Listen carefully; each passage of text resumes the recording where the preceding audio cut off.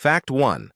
Mention Kapeng Barako, in Spanish, Café Barako, and most people immediately think of the province of Batangas. This is despite the fact that, in terms of aggregate coffee production, in recent years, Batangas has produced only 13% of the Calabarzon's total coffee output compared to Cavité's 67%. Fact 2. In the 19th century, the then town of Lipa in Batangas, which then included the now independent towns of Balete, Malvar, and Mataas na Kahoy, became among the wealthiest towns in the entire Philippines, largely due to its coffee production.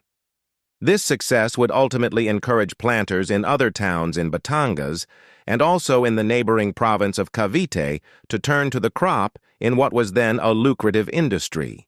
Is it correct then to assume that Lipa's and Batangas' continuing association with Kapeng Barako was due to the 19th century coffee boom, which in fact propelled the country to be the fourth largest coffee producer in the world? The answer, and this may come as a surprise to some, may be both yes and no. Some literature on the subject of coffee production in the Philippines and Batangas seems to have simply assumed that the coffee planted in the boom years of the 19th century was Barako. It was not. Barako is but one of 4 commercially viable coffee species grown worldwide. It is otherwise known as Coffea liberica, native to Central Africa, from Liberia to Uganda and Angola. In the present, production of liberica accounts for but 1% of all coffee produced in the entire Philippines.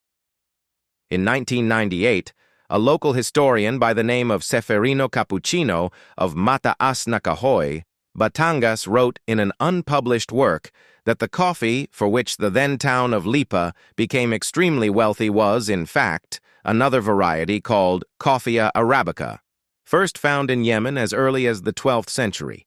Given the dearth of information from credible documentation, it took time to verify that it was indeed Arabica coffee that was at the crux of Lipa's 19th century coffee boom. The confirmation came from a 1928 edition of the Philippine Agricultural Review, which said, "At Lipa, Batangas, where Arabian coffee was once an export crop, the altitude is about 304 meters above sea level.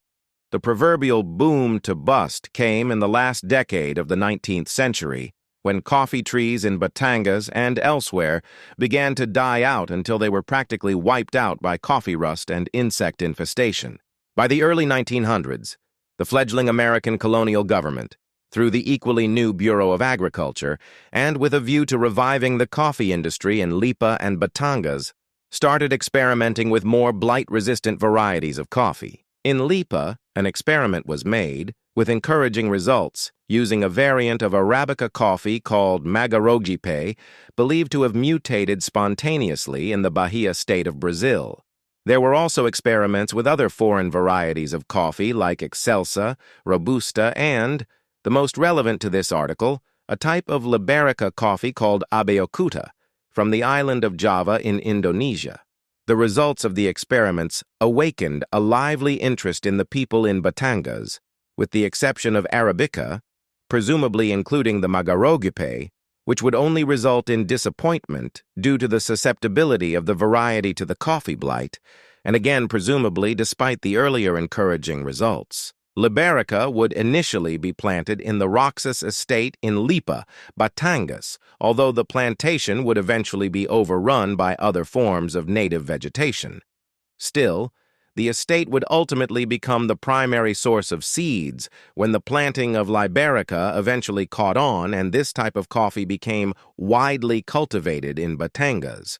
As a matter of curiosity, Liberica was recorded to have first been planted in the entire Philippines as early as 1891, not in Lipa, but in the adjacent town of San Jose, also in Batangas. To conclude, while it is most understandable that there are those who simply assumed that the coffee variety responsible for the boom years of the 19th century in Lipa and Batangas was Kapeng Barako, in fact it was another variety altogether, the Arabica, which was unfortunately wiped out by blight and which farmers became wary to plant during the American era.